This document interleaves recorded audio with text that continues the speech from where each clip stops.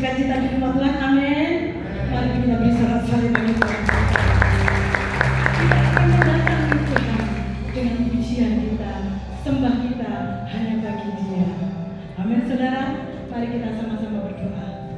Terima kasih Tuhan, di mana kami boleh ada pada pagi hari ini, melangkahkan kaki kami ke rumah Tuhan.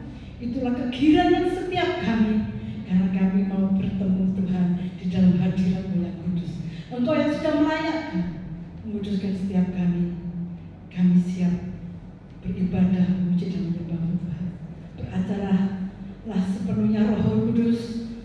Mari di atas semuanya Tuhan kami mau serahkan ke dalam tangan-Mu. Bungkus kami dengan kuasa darah-Mu. Tidak ada satu kekuasaan si jahat mengganggu ibadah kami, memuji dan menyembah-Mu di dalam hadirat-Mu yang kudus. Haleluya. Terima kasih Tuhan. Kami siap memuji dan menyembah-Mu dengan penuh syukur dan sukacita hanya di dalam nama Tuhan Yesus Kristus. Mari semua yang siap memuji dan menyembah sama-sama katakan amin. Sorak-sorai bagi Yesus Tuhan. Haleluya. Terima kasih Tuhan. Jesus. Kami datang di hadapan-Mu. Membawa hati kami, membawa syukur kami Tuhan. Sebab Engkau yang menyertai setiap kehidupan kami sampai pada hari ini. Tuhan ada bersama dengan kami semua. Terima kasih Yesus yang baik, yang setia. Tuhan, syukurku bersyukur Kau menyertai hidupku selama ini. Bapa, ku berterima kasih untuk kasih setiamu yang tak pernah berakhir.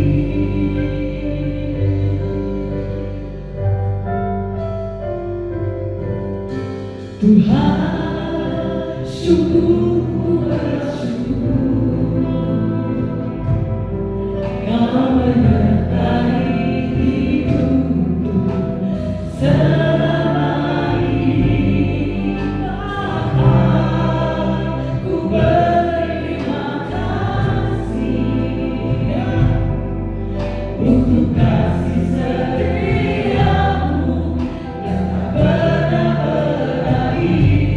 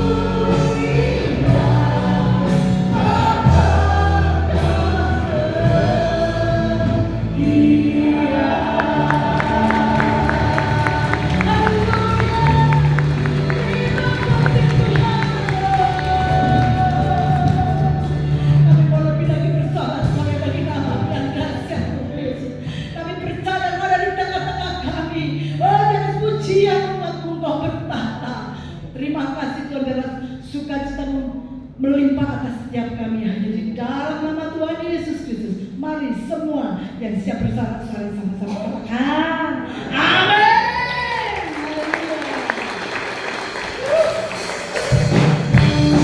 Mari dengan kita katakan pujian kepada Allah.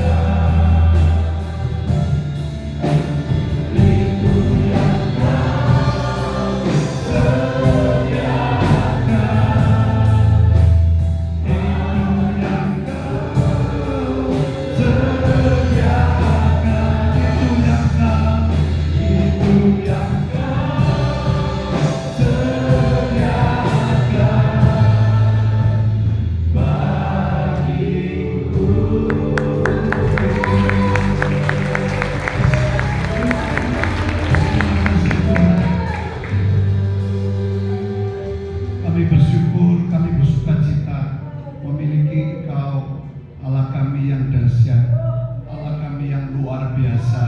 Terpujilah nama-Mu Tuhan. Engkau menyiapkan, bahkan Engkau menyediakan setiap apa yang kami butuhkan. Bahkan mungkin itu tidak pernah terlintas dalam pemikiran kami, karena kami memiliki Allah yang ajaib, Allah yang dahsyat. Terima kasih Tuhan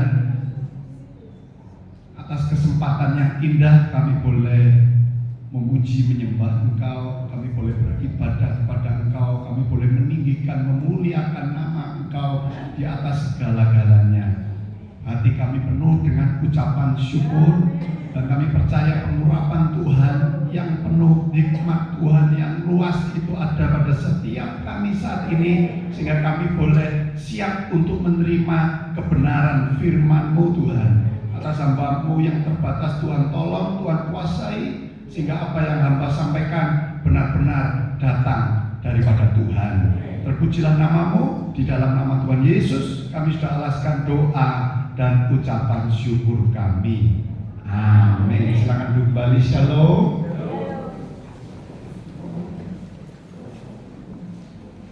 Puji nama Tuhan. Pada pagi hari ini kita mau belajar bersama satu tema kebenaran firman Tuhan yang saya ambil di dalam Matius pasal 5 ayat yang ke-41. Mungkin bisa ditampilkan.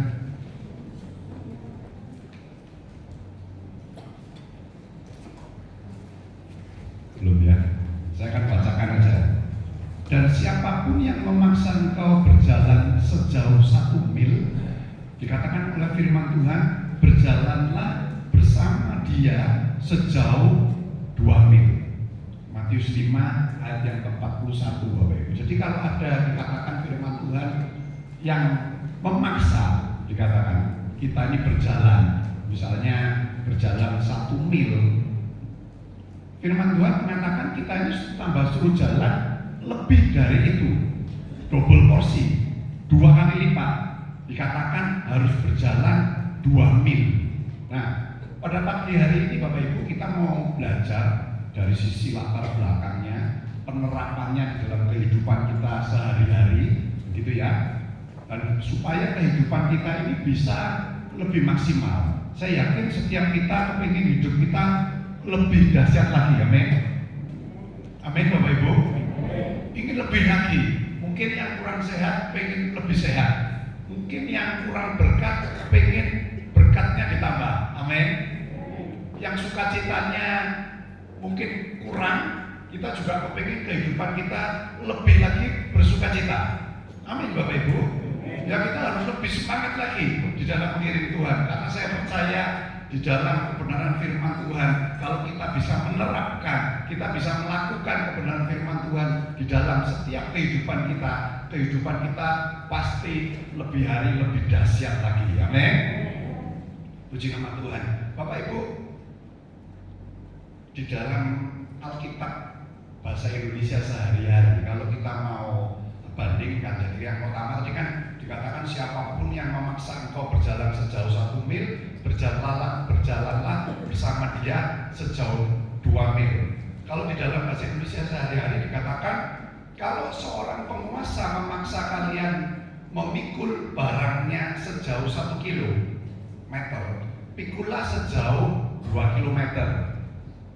Di dalam bahasa Indonesia sehari-hari sepertinya ini lebih jelas Bapak Ibu, kalau kita melihat sejarah pada saat kitab ini ditulis, begitu ya. Nah, saat itu bangsa Romawi ini menjajah, menindas orang-orang Yahudi saat itu. Sehingga kalau ada orang Yahudi yang lewat berpapasan dengan seorang prajurit Romawi, kalau prajuritnya ini memikul sesuatu, yang disuruh mikul itu adalah orang Yahudi. Jadi pokoknya orang Yahudi ini digencet lah, bahasa Jawanya seperti begitu Bapak Ibu, ditindas. Nah, hukum Roma pada saat itu Bapak Ibu memang ya seperti itu, harus dilakukan oleh orang-orang Yahudi. Jadi disuruh menggantikan beban yang dipikul oleh bangsa Romawi saat itu. Dan prajurit ini adalah orang yang berkuasa saat itu. memiliki hak yang mungkin tak terbatas, saya katakan, memiliki hak yang istimewa. Jadi kalau seorang Yahudi itu harus membawa pikulannya orang-orang Romawi, begitu ya. Kalau sampai rusak, sampai jatuh, gitu ya, pikulan yang dipaksa dipikulkan kepada orang Yahudi, mereka akan terima yang namanya hukuman. Kalau tidak mau, apalagi mereka juga akan terima hukuman, mungkin dipukul, mungkin dimasukkan penjara dan lain sebagainya. Jadi ini merupakan salah satu bentuk pemaksaan dan harus memang dilakukan oleh orang-orang Yahudi. Jadi posisi orang Yahudi saat itu termasuk para murid, gitu ya. Ini adalah posisi yang tertindas. Nah, orang yang disuruh membawa barang, saya katakan kira-kira kalau dipaksa, Bapak Ibu, kira-kira sukacita apa enggak? Bapak Ibu, pasti tidak. Kalau yang namanya paksaan itu membuat orang itu tercuri yang namanya sukacitanya, membuat orang itu kesal, mangkel, dongkol, pingin marah, pingin balas, begitu. Tapi apa daya? Tidak mampu, karena ini seorang prajurit Romawi, seorang yang punya hak yang istimewa. Dia tidak akan berani melawan. Mereka tidak akan berani untuk, wah bagaimana ya, maksudnya membalas atau menolak. Tidak punya kebebasan seperti itu, tidak punya hak, tidak punya kuasa.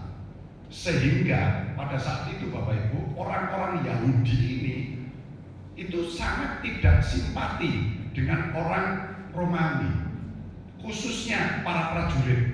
Kenapa? Karena para prajurit ini dianggap suka memaksa, begitu ya, suka menindas, suka menghukum.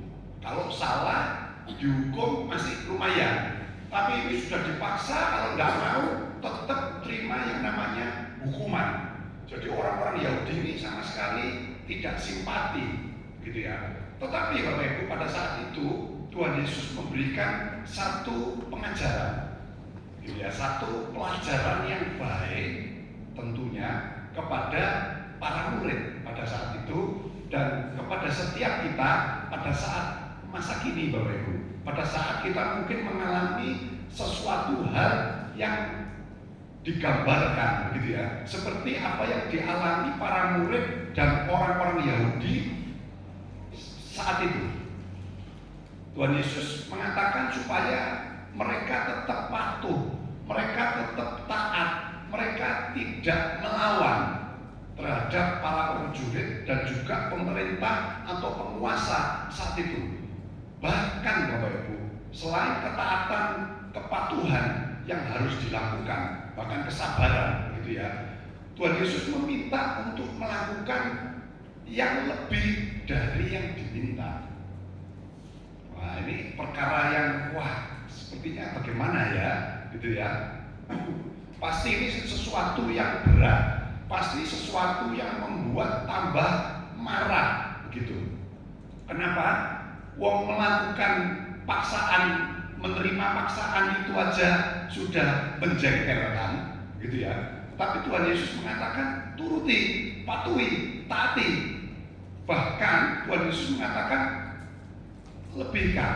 Kalau kamu disuruh mikul, gitu ya, kamu dipaksa mikul jalan 1 kilo, kamu pikul, kamu taat, kamu patuh, begitu ya. Jangan melawan, jalan 2 kilo, bukan 1 kilo, tetapi malah disuruh melakukan 2 kali lipat apa yang diperintahkan itu. Melaksanakan mil kedua, Bapak Ibu, ataupun kilometer kedua, ini bukanlah hal yang mudah, saya katakan.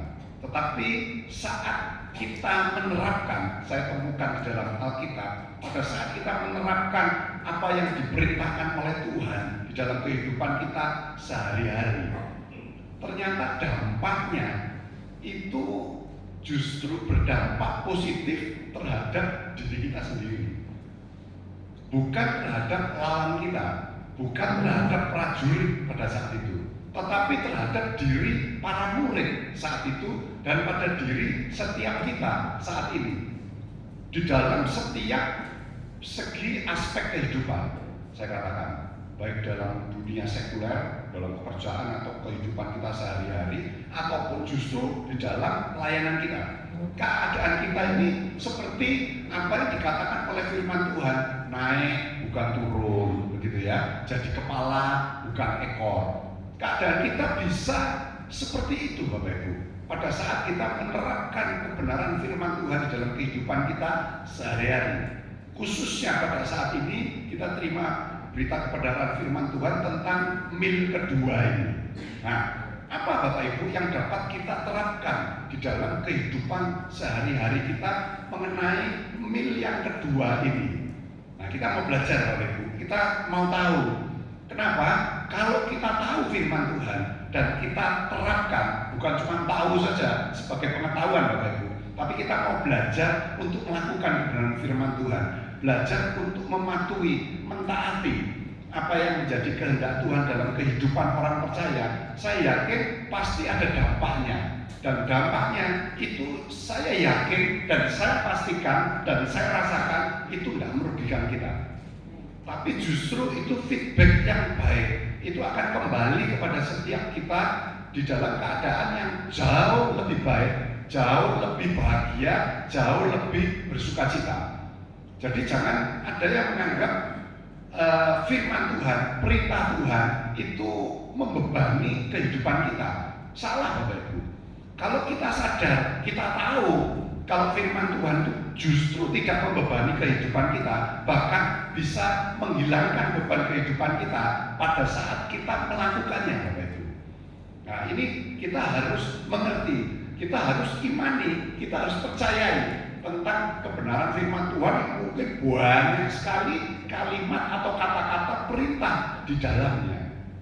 Jadi jangan kita negatif thinking, waduh aku tidak boleh ngene, aku tidak boleh gitu, aku tidak boleh berbuat ini, aku tidak boleh berbuat itu. Salah Bapak Ibu, kalau kita benar-benar mentaati, tidak melakukan apa yang diperintahkan firman Tuhan, dan kita melakukan apa yang diperintahkan firman Tuhan, saya yakin kehidupan kita pasti penuh dengan bahagia. Bapak Ibu, coba kita mau terapkan ya. Yang pertama Bapak Ibu, kita mau belajar melakukan lebih dari yang diwajibkan. Tadi kan wajibnya cuma 1 mil, wajibnya cuma 1 kilo. Prajurit perintah, kamu jalan 1 mil, kamu jalan 1 kilo. Tapi Tuhan mengatakan lakukan, tidak apa-apa, taati, patuhi, jangan marah, jangan kamu lawan, tetap lakukan.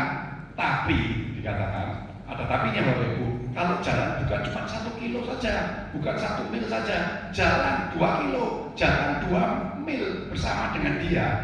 Nah, melakukan mil yang kedua, saya katakan ini sama dengan melakukan lebih dari yang diwajibkan, kerja lebih dari yang diwajibkan, tentunya dengan kualitas yang lebih baik, bahkan yang terbaik. Banyak orang yang sudah bekerja keras, saya katakan, tetapi masih tidak mencukupi kebutuhan kehidupannya. Nah, salah satu penyebab adalah jarang atau tidak pernah memberikan kualitas kerja yang terbaik, saya katakan. Ini salah satunya. Selain nanti mungkin juga kebutuhan hidupnya juga meningkat, begitu ya. Dulu awalnya cuma segini, sedikit, tapi nanti dapat gaji, kebutuhannya diperbanyak, diperlebar, diperboros. Nah itu dari sisi yang pengeluarannya. Tapi dari segi pemasukannya, saya katakan mungkin kualitas pekerjaannya, kegiatannya, kelakuannya itu tidak memberikan yang terbaik, sehingga orang itu akan kehidupannya kurang bisa meningkat. Saya melihat seseorang pegawai gitu ya, yang tidak bisa merasakan cukup gajinya. Karena kenapa? Kualitas pekerjaannya ini tidak pernah meningkat, Bapak Ibu.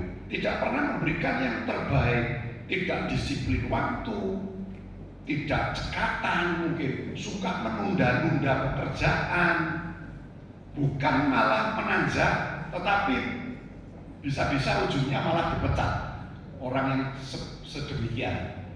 Dan ini harus kita lakukan Bapak Ibu di dalam kehidupan kita sehari-hari. Bukan cuma di pelayanan saja. Kalau pelayanan itu kan sudah pasti ya, kartu mati, harus disiplin, harus cekatan, nggak boleh tunda. Nah itu sudah kartu mati gitu ya. Nah tapi dalam kehidupan kita sehari-hari, saya katakan ini kita juga mau melakukan lebih dari apa yang diwajibkan. Dengan kerajinan kita, dengan apapun lah, dengan kedisiplinan kita dan lain sebagainya, harus kita tingkatkan. Banyak anak Tuhan yang malah jadi ekor, bukan kepala. Ulangan 28 ayat 13 dikatakan kita ini malah harus jadi kepala, bukan ekor. Tapi banyak anak Tuhan yang malah terbalik. Kenapa? Salah satu penyebabnya dia tidak melakukan lebih dari yang diwajibkan. Firman Tuhan mengatakan jalan 1 mil, jalan 2 mil. Begitu. Jadi melakukan dari lebih apa yang diwajibkan. Maksudnya harus lebih rajin, harus lebih baik lagi, harus lebih sungguh-sungguh lagi, dengan kualitas yang jauh lebih baik lagi, dengan kualitas mungkin ibadah kalau dalam hal rohani, dengan kualitas ibadah yang lebih baik lagi. Pada saat kita memuji Tuhan, biasanya cuma biasa saja. Kasih kualitas pujian kita kepada Tuhan yang lebih baik lagi. Penyembahan juga begitu. Mungkin menyembah cuma sedikit biasa-biasa saja. Ayo berikan kualitas penyembahan kita kepada Tuhan lebih baik lagi, Bapak Ibu. Doa kita waktu-waktunya, kualitas doanya pun itu yang lebih baik. Salah satu contoh, kalau mungkin masalah doa, biasanya kadang-kadang kalau doa itu ya tidak salah Bapak Ibu, doa untuk diri sendiri saja, untuk keluarga saja, untuk teman-teman dekat saja. Ayo kita perbaiki, kita berikan kualitas doa yang lebih baik lagi. Contohnya, doa mungkin bagi bangsa negara, bagi dunia, bagi orang yang sudah menyakiti kita. Nah, ini kualitas yang lebih baik. Jadi bukan cuma semuanya menuju ke kita, keluarga kita, pekerjaan kita, apalagi cuma itu saja. Tapi kita perbaiki kualitas doa kita. Itu salah satu contoh saja Bapak Ibu. Oke ya, melakukan lebih dari yang diwajibkan. Kalau kita memberikan yang terbaik dengan kualitas yang lebih baik lagi, saya yakin kehidupan kita akan jauh lebih baik. Ya, oke. Yang kedua, kita ternyata nggak boleh pasif, Bapak Ibu, di dalam kehidupan kita, segala aspek. Kalau kita lihat tadi jalan 1 mil, disuruh melakukan, ternyata enggak itu saja, harus aktif, lebih lagi. Enggak boleh cuma ya sudahlah disuruh A ya usah melok aja. Tapi firman Tuhan mengatakan kalau kamu disuruh A, kamu kasih A plus. Kamu kalau disuruh B, kasih B plus. Ada tambahannya. Sangat mungkin Bapak Ibu, orang Yahudi, para murid itu bersikap pasif pada saat itu. Saat prajurit ini memaksa mereka membawa barang-barangnya, karena memang dasar hatinya tidak ada niatan hati untuk menolong, betul ya? Tadi saya katakan, dipaksa kok, begitu ya? Suruh bawaan, suruh mikul, mungkin suruh, pokoknya dibuat laden lah, dibuat suruh-suruhan saja. Ya melakukan ya sudah, melakukan dengan muka mencucu mungkin ya, dengan hati yang dongkol, marah, kepingin bales nggak berani, kalau berani ya takut, begitu ya, karena takut dengan penguasa yang lain, dengan pemerintah, karena itu merupakan satu kewajiban, nggak punya hak apa-apa, koyok seperti hamba, begitu ya. Nah, saya katakan segala sesuatu yang dipaksakan ini pasti akan bertentangan dengan hati. Benar tidak Bapak Ibu? Jadi kalau kita dipaksa sesuatu, tidak karep Bapak Ibu, tidak pengen, pasti hatinya tidak enak juga. Hatinya pasti dongkol. Tapi Bapak Ibu, kalau kita karep, kalau kita ini mau memang, misal dengan orang tua kita dengan anak kita, dengan cucu kita. Kalau kita ini mau memberikan sesuatu kepada mereka-mereka itu tanpa disuruh pun, kira-kira hati kita berat enggak? Enggak. Mungkin sampai mengeluarkan uang yang banyak, berkorban uang pun demi cucu, begitu ya. Saya punya teman begitu, demi cucunya enggak apa-apa, enggak keberatan, rela. Tapi mungkin untuk diri sendirinya, gitu ya, makan agak mahal dikit, emang, begitu ya. Tapi terhadap orang yang dicintai akan beda. Nah, Tuhan ini ternyata menghubungkan firman Tuhan tadi itu dengan hati, Bapak Ibu. Maksudnya hati ini harus legowo. Meskipun itu suatu paksaan, meskipun itu suatu kewajiban, bekerja ini kewajiban. Mungkin olahraga ini suatu kewajiban, melayani Tuhan, wah ini seolah-olah kewajiban dalam tanda kutip. Tapi ternyata kalau itu semua kita lakukan dengan hati, Bapak Ibu, kita akan bersuka cita, Bapak Ibu. Saya katakan Tuhan Yesus ini tidak suka dengan yang namanya kepasifan. Saya boleh simpulkan seperti itu. Saya katakan Roh Kudus selalu bergerak. Murid-muridnya disuruh aktif. Buktinya apa? Suruh melakukan mil yang kedua. Ini suatu bentuk keaktifan, bukan kepasifan, bukan diam saja, tapi suruh aktif. Seperti yang dilakukan oleh para murid yang diperintahkan oleh Tuhan. Jika tidak mau bekerja, nah ini saya hubungkan lagi dengan Salomo, penulis Amsal, dikatakan tidak boleh makan. Kalau Salomo itu mengatakan di dalam itu ya, Amsal pasal yang ke-6 itu, suruh belajar sama semut. Tapi Paulus mengatakan yang seperti tadi saya katakan, kalau tidak kerja jangan makan. 2 Tesalonika 3 ayat yang ke-10. Maka dari itu kita firman Tuhan mengajar kepada setiap kita disuruh memperhatikan semut. Bapak Ibu, di dalam seumur hidup Bapak Ibu gitu ya, pernah memperhatikan semut? Kalau dia jalan gede-gede cepat gitu ya, firman Tuhan itu suruh kita tuh memperhatikan. Jadi kalau kita punya waktu Bapak Ibu, kita sama-sama perhatikan semut gitu ya, yang bergerombol, yang jalan, selalu jarang semut itu berhenti begitu, tengok-tengok melihat matahari, itu jarang. Biasanya semut itu mesti aktif, selalu jalan. Dan firman Tuhan Amsal 6 ayat 6 sampai 8 itu mengatakan suruh belajar supaya apa? Supaya bijaksana, Bapak Ibu. Ayat selanjutnya mengatakan kenapa? Salah satunya semut itu meskipun sudah panen, dikatakan di musim panen.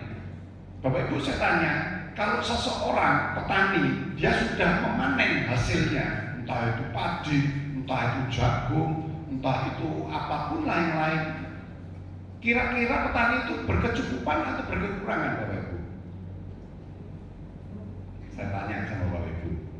Kalau petani itu baru panen, ada di dalam masa panen, kira-kira kurang atau cukup? Cukup. Ya, firman Tuhan mengatakan suruh bijaksana, memperhatikan semut. Tingkah polanya itu apa? Nah, di situ dikasih bocorannya di ayat yang selanjutnya 7 sampai 8. Karena kenapa? Semut itu meskipun sudah panen, artinya semut itu sudah cukup persediaan makanannya, gitu ya. Tetapi semut itu tidak tidur, dia tidak ogah-ogahan, tetapi semut itu masih terus mengumpulkan makanan. Tanda semut itu tetap aktif di dalam masa berkecukupan. Nah, ini satu topik yang menarik, Bapak Ibu. Jadi ternyata kita tuh tidak boleh pasif, tidak boleh malas-malasan. Kita harus terus aktif. Seperti semut. Semut itu meskipun sudah panen, sudah ada di dalam masa panen, makanannya sudah cukup tersedia banyak, begitu ya, tidak perlu dididik lagi, tidak perlu disuruh-suruh lagi. sama ratunya atau rajanya, tapi dia terus mencari makanan yang baru. Dia tetap mencari dan mengumpulkan makanannya. Nah, ini luar biasa. Bicara satu ayat firman Tuhan yang cukup keras gitu, Amsal 12 ayat yang ke-27. Dikatakan orang malas tidak akan menangkap buruannya. Jadi kalau orang itu pasif, orang itu malas, dia tidak akan bisa menangkap apa yang diburu. Tetapi orang rajin akan memperoleh harta yang berharga. Buruan kita salah satunya Bapak Ibu, hidup kita naik, kan gitu.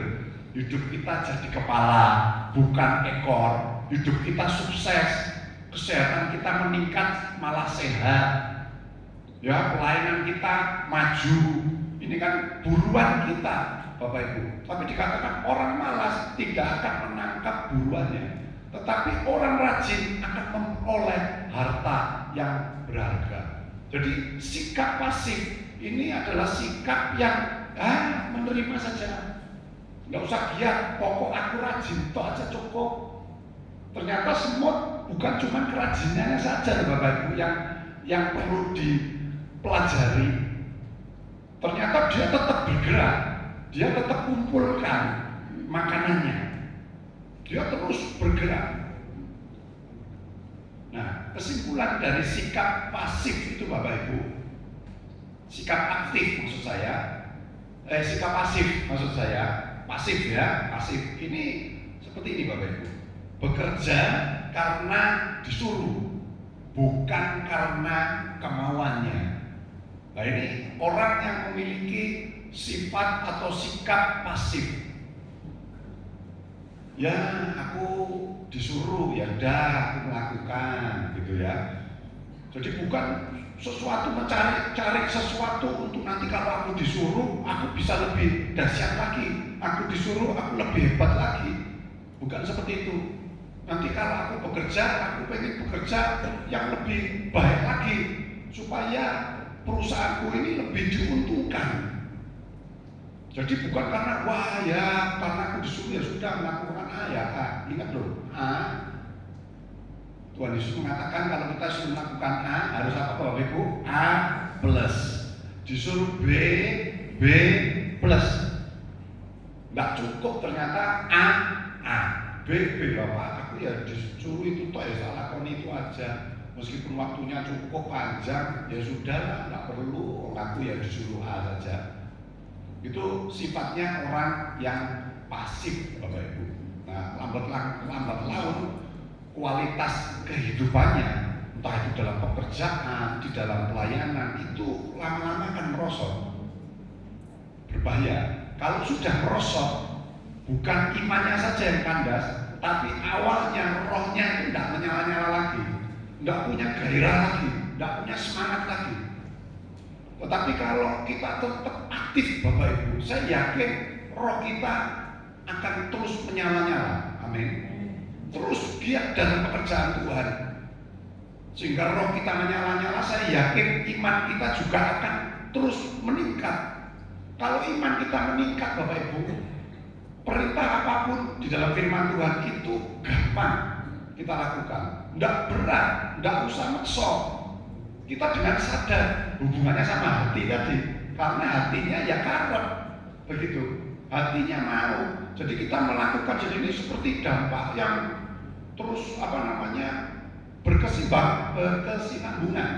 Maksud saya, iman kita nambah, roh kita menyala-nyala, kita lakukan firman Tuhan, hidup kita naik, hidup kita makin diberkati, hidup kita semakin diberkati, kita punya rasa syukur, iman kita naik lagi. Roh kita menyala-nyala lagi. Kita melakukan lagi firman Tuhan, terima firman Tuhan yang lain, terima firman Tuhan yang lain yang baru yang Tuhan berikan kepada setiap kita. Kita mau lakukan, kehidupan kita semakin naik lagi, semakin naik lagi. Dampaknya apa? Kehidupan kita diberkati dan boleh jadi berkat. Bukan jadi batu sandungan Bapak Ibu, tapi bisa jadi berkat lewat apa? Keaktifan kita, salah satunya. Itu. Oke, yang ketiga Bapak Ibu, lanjut waktu berjalan. Kita berbicara tentang tetap bersukacita. Selain pasif, orang Yahudi pada saat itu juga pasti melakukannya dengan ngomel tadi loh, saya katakan, dengan keluhan, dengan komplain. Nah ini bisa terjadi karena memang harus melakukan karena paksaan, bukan kemauannya. Filipi 4 ayat yang keempat, mana lagi itu 1 Tesalonika 5 ayat yang ke-16 itu berbicara tentang supaya setiap kita itu bersukacita senantiasa di dalam segala hal. Nah ini diharapkan setiap kita ini bersukacita senantiasa, bersukacita di dalam segala keadaan. Keadaan mungkin yang memang kita mau itu mudah. Saya katakan tadi, terhadap orang tua, terhadap anak, terhadap cucu, terhadap sahabat kita mau berkorban, kita mau melakukan sesuatu yang lebih lagi bagi mereka-mereka yang kita cintai, yang kita sukai, itu mudah sukacitanya. Coba kalau kita suruh berbuat baik sama orang yang dulu sudah menyakiti hati kita, mungkin orang yang menyuruh kita, bagi kita mungkin mencuri waktu kita, waktu yang terbaik kita disuruh melakukan sesuatu, harus berkorban waktu, maksud saya. Kira-kira bisa tetap bersukacita enggak? Tapi firman Tuhan mengatakan, ayo bersama juga dengan saya berusaha, Bapak Ibu, kita untuk senantiasa bersukacita. Saya katakan mengapa, Bapak Ibu, kok firman Tuhan nyuruh kita ini bersukacita senantiasa? Ini pasti ada sebabnya. Pokoknya Bapak Ibu, kalau ada kalimat perintah di dalam firman Tuhan, cari dulu. Kenapa? Dampaknya yang positif itu bagi diriku itu apa? Pasti ada, saya katakan. Kalau tidak ada, tidak mungkin. Berarti mungkin Bapak Ibu yang masih belum tahu, begitu aja. Tapi kalau sudah tahu, Bapak Ibu bisa, enak melakukan itu dengan ringan, dengan enteng. Ternyata sukacita itu akan meringankan pekerjaan yang paling berat sekalipun, saya katakan. Sukacita akan meringankan pekerjaan yang berat sekalipun. Bapak Ibu, kalau mungkin Bapak Ibu ini dongkol, tidak bersukacita, kita melakukan mungkin waktu disuruh mungkin cuma setengah jam saja, males mungkin Bapak Ibu. Kita tidak ringan, merasa itu berat. Coba kalau kita ini karot begitu ya, memang ya aku senang hatiku melakukan itu, begitu. Semua itu akan terasa ringan. Meskipun kita harus berkorban waktu banyak, berkorban secara materi juga banyak mungkin, tapi akan terasa ringan, begitu. Kalau seseorang itu bersuka cita, ya itu tentang sukacita.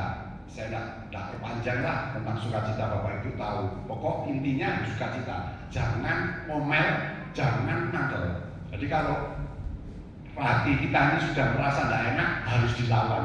Tetap harus bersukacita. Ini orang bencek mungkin begitu ya. Tidak nganggap aku, mungkin gitu ya.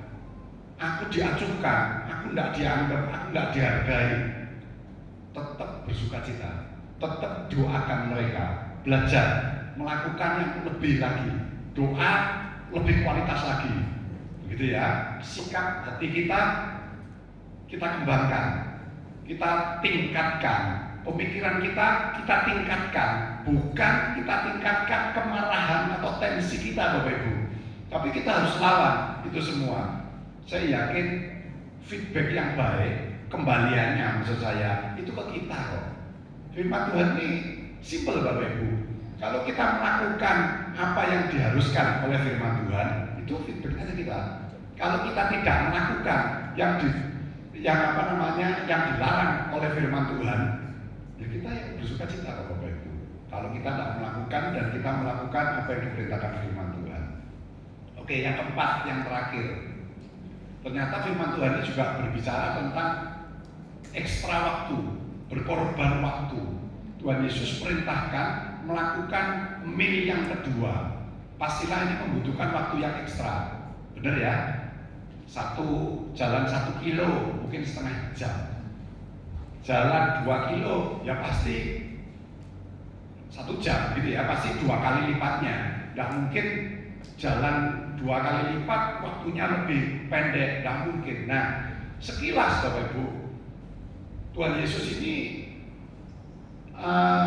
guru yang kurang bijaksana, gitu ya. Ini sekilas saja, suka merampas waktu pribadi seseorang. Nah, ini kita harus stop pemikiran kita. Kita nggak boleh berpikir seperti itu. Setiap perintah Tuhan itu pasti feedbacknya kemana Bapak Ibu? Ke kita. Positifnya kemana Bapak Ibu? Ke kita. Jadi kalau kita sudah punya pola pikir yang sudah mulai menggak-menggok Bapak Ibu, belak-belok, kita harus stop. Berarti kita belum tahu kenapa kok Tuhan perintahkan seperti itu. Tetapi saya katakan akan berdampak di dalam kehidupan kita, bahkan di pelayanan kita.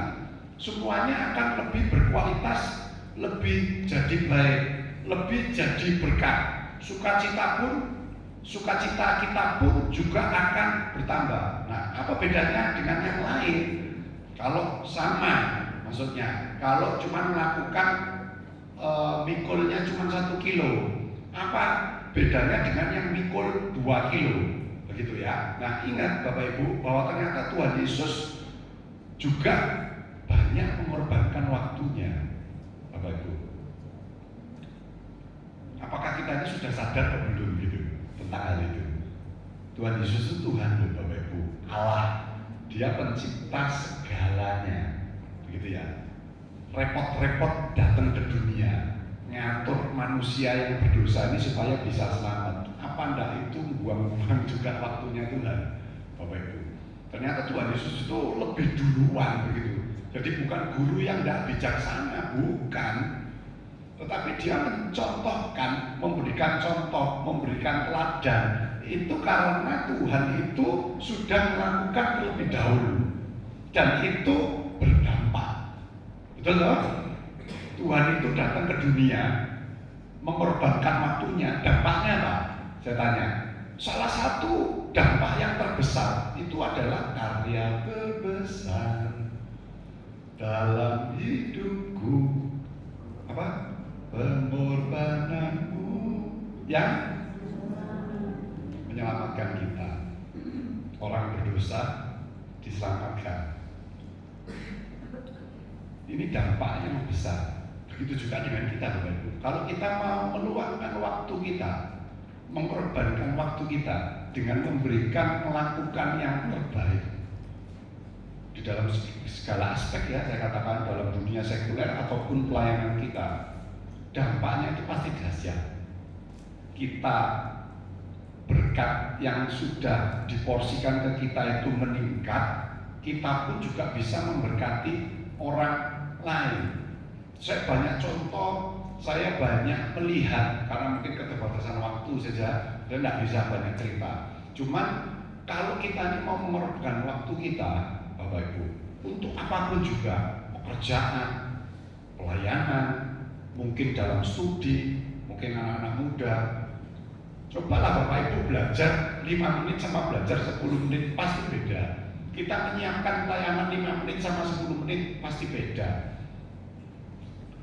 Ibu Linda WL kita hari ini menyiapkan 5 menit sama menyiapkan berjam-jam ya pasti beda.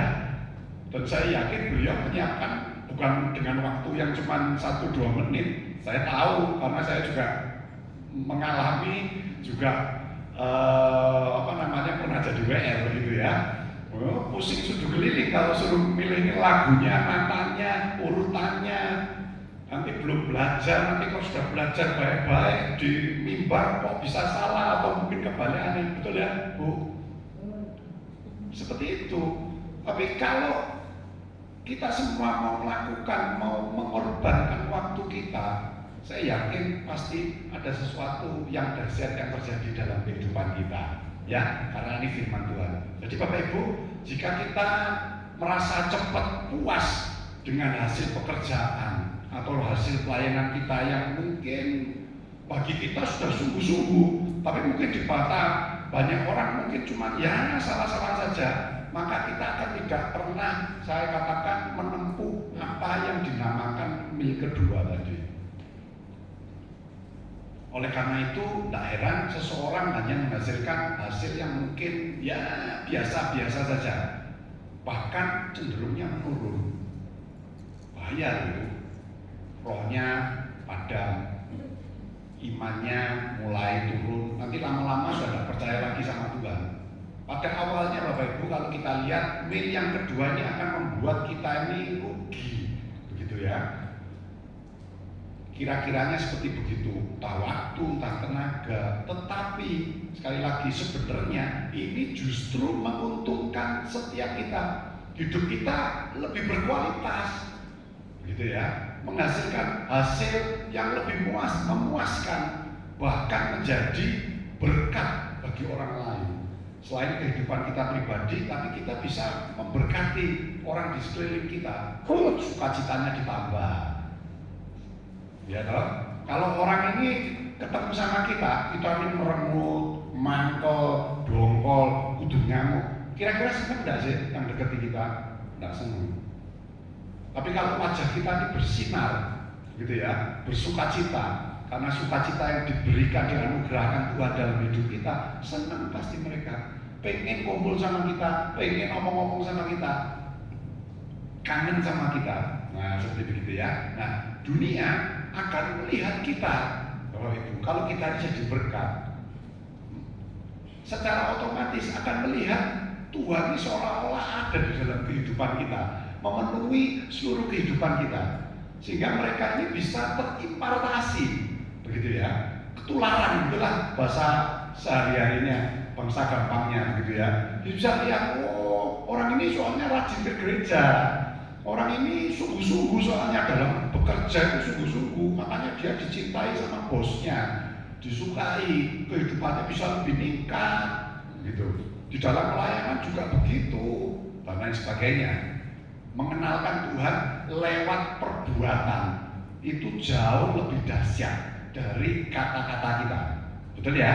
Kalau cuma kata-kata ini kan kadang-kadang orang tidak bisa menolak, begitu. Tapi kan saat ini penginjilan, nah seperti begitu ya.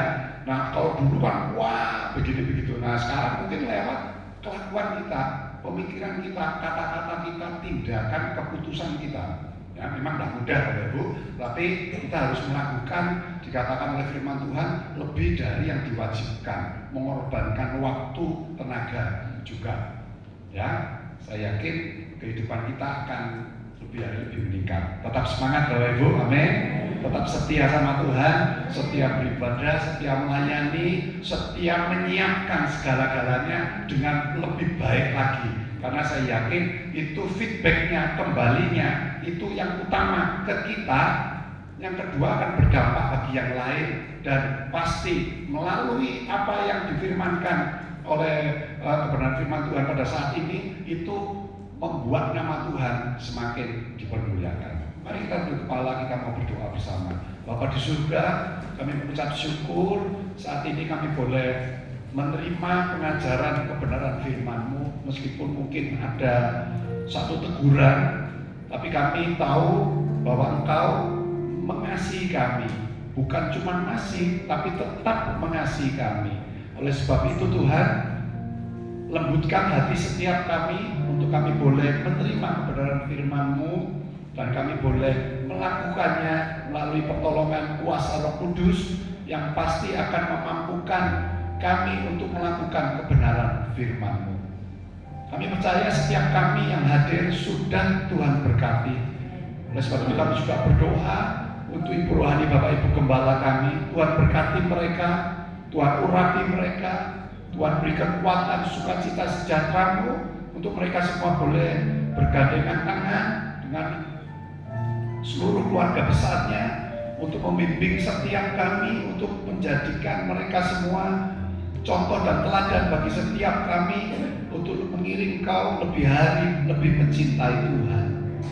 Terima kasih Tuhan, kami percaya sekali lagi sukacita Tuhan sudah Tuhan limpahkan bagi setiap kami. Terpujilah nama-Mu, di dalam nama Tuhan Yesus kami sudah alaskan doa dan ucapan syukur kami.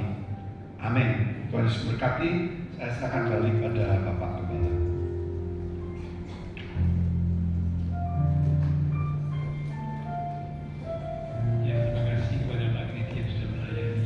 Firman Tuhan mengingatkan setiap kita supaya kita belajar melakukan yang terbaik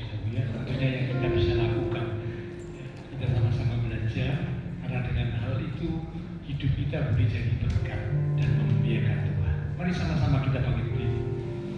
Kita akan responi kebenaran firman Tuhan yang sudah kita terima bersama.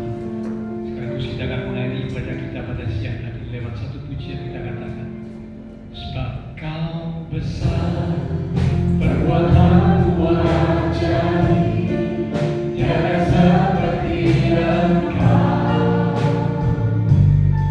tiada seperti Engkau. Sebab Kau besar, perbuatanmu ajaib, tiada seperti Engkau, tiada seperti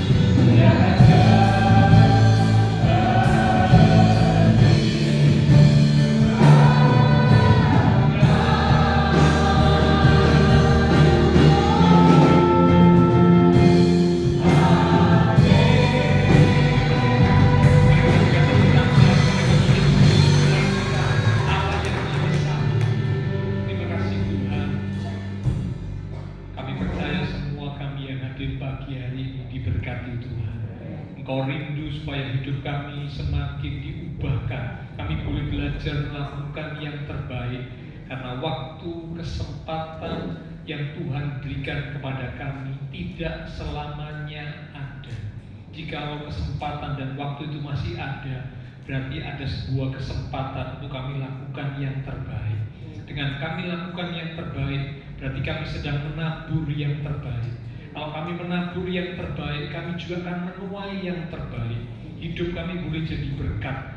Berkat buat diri kami pribadi, berkat buat keluarga kami, berkat buat orang-orang di sekitar kami. Bahkan melalui hidup kami Tuhan dipermuliakan. Hamba-Mu sudah selesai berkata-kata, Roh Kudus akan terus mengingatkan firman Tuhan yang sudah kami terima, sehingga kami boleh semakin bertumbuh di dalam kebenaran Tuhan. Terima kasih Tuhan. Kami percaya semua kami yang hadir diberkati Tuhan. Diberkati iman rohani kami, diberkati keluarga rumah tangga kami, diberkati usaha pekerjaan, diberkati studi sekolah, diberkati kesehatan kami, bahkan diberkati masa depan kami. Semua yang sudah melayani, demikian juga dengan hamba-Mu Bapak Kennedy sudah menyampaikan pesan kebenaran firman Tuhan. Persembahan yang dipersembahkan, apapun yang dilakukan setiap umat Tuhan karena mengasihi Tuhan, Allah sumber segala berkat akan memberkati dan terus memakai kehidupan kami untuk kami boleh lebih lagi memuliakan Tuhan. Kami berdoa buat teman-teman seiman kami yang tidak bisa hadir. Tuhan menilik melawat setiap mereka. Untuk mereka-mereka yang sakit kami berdoa, Erika yang sakit, dan juga teman-teman seiman kami yang lain yang sakit. Tuhan Engkau jamah, pulihkanlah kekuatan, kesehatan, kesembuhan di dalam nama Tuhan Yesus Kristus. Oleh bilur Tuhan Yesus, teman-teman seiman kami yang sakit disembuhkan, yang lemah dikuatkan, yang susah dihiburkan, bahkan yang sedang menghadapi masalah pergumulan. Bila dengan iman yang teguh kami tetap percaya, kami tetap menantikan Tuhan dengan satu keyakinan Tuhan selalu menyatakan pertolongan tepat pada waktunya. Terima kasih Tuhan. Kami berdoa memberkati bangsa negara kami Indonesia, pemimpin-pemimpin bangsa kami, kota kami Surabaya, dengan juga tetangga lingkungan sekitar gereja Tuhan.